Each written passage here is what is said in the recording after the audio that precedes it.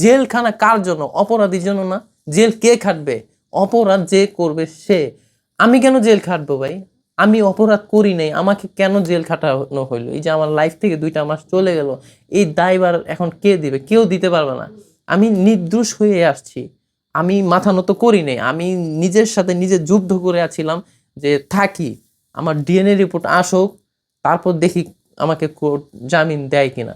প্রিয়ার মা প্রিয়া কিভাবে আমাকে ফাঁসালো দেখেন, কার মনে কি আছে এটা তো আমি জানি না। আমার একটা আমি হচ্ছে ভিডিও বানাই, আমার ওয়াইফকে নিয়ে ভিডিও বানাই, বা বিভিন্ন মেয়ে আসলে তাদেরকে নিয়ে আমি ভিডিও বানাই, কিন্তু এদের মনের ভিতর কি আছে তো ভাই এটা তো জানি না। আমি তো সহজ সরলভাবে কাজ করি, সহজ সরলভাবে একজনকে বিশ্বাস করে ফেলি। এই যে আপনি আমার বাসায় আসছেন, আপনি আমার বাসায় বসে আছেন, আপনাকে আমার বিশ্বাস করে আপনাকে আমার বাসায় বসাইছি।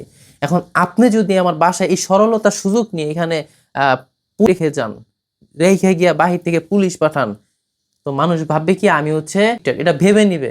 কিন্তু আপনি যে আমাকে ফাঁসাইছেন এটা প্রমাণ হওয়ার আগেই তো আমি 4-5 মাস জেল কেটে ফেললাম। তো বিষয়টা হচ্ছে ফাঁসানোটা খুব সহজ, মানুষের ক্ষতি করা খুব সহজ, মানুষের উপকার করাটা খুব কঠিন। আপনি ক্ষতি আমি খুব সহজে করতে পারবো, কিন্তু আপনার উপকারটা আমি করতে পারবো না। তো আমি বারবার একটা মেসেজ দিব যে বাংলাদেশে আইনের প্রতি সম্মান রেখে এই আইন যেন অপব্যবহারটা না করা হয়। অন্যের মতো জঘন্য কাজ যারা করা হয় তাদের, কিন্তু এই অপব্যবহার যারা করবে এই মিথ্যা মামলার জন্য, যারা রিয়েল ভাবে যারা হচ্ছে, তারা কিন্তু দেখবেন আমার এই জন্য মিথ্যা মামলাগুলোর জন্য ওই মামলাগুলো ঢেকে যাচ্ছে। এই মিথ্যা মামলা দিয়ে কোর্টে শত শত ফাইল জমা হচ্ছে আজকে, শত শত ফাইল। যদি 1000 ফাইল থাকে গিয়ে দেখবেন 800 ফাইলই মিথ্যা মামলার ফাইল। এই বাংলাদেশের আইনটা এমন কেন? অপব্যবহার কেন করবে? আইন হচ্ছে আইন। তো একটা আত্মবিশ্বাস ছিল ডিএনএ রিপোর্ট আসবে, আমার জামিন হয়ে যাবে, এবং তারা তো আমাকে ফাঁসায় দিছে ভাই, ফাঁসায় দিছে। এবং আমি কিভাবে ফাঁসাইছে এটা তো এখন ভাই অকল্পনীয় একটা বিষয়। তারা আমার নিজে থেকে আমার বাসায় এসে, আমার বাসায় এই যে খাটের উপরে বসে থেকে তারা ঝগড়া সৃষ্টি করছে। এবং তারা আশুলিয়া থানা, আমার বাসার পাশে যে থানা, তারা এখানে কত বড় সেন্সিটিভ কাজটা তারা করছে দেখেন। তারা কিন্তু একটা যুগান্তরকে আমি ধন্যবাদ জানাই, যুগান্তর যে পেপার তারা সুন্দরভাবে পত্রিকাতে লিখছিল ফাঁসানো, আমি ওদের নাম উচ্চারণ করলাম না, এরা গ্রেপ্তার হয়েছে, হাতে নিতেন টাকা ও আইফোন। এই নিউজটা যখন দেখি জেলখানার ভিতরে বসে থেকে আমার ভিতরে একটা স্বস্তি কাজ করতেছে যে এরা যে মানে মানুষদেরকে ফাঁসায়, অন্তত যুগান্তর মতো পত্রিকা, একটা জাতীয় পত্রিকা নিউজ করেছে, এটা যখন জজ যদি একবার পড়ে তাহলে আমার জামিনটা হয়ে যাবে।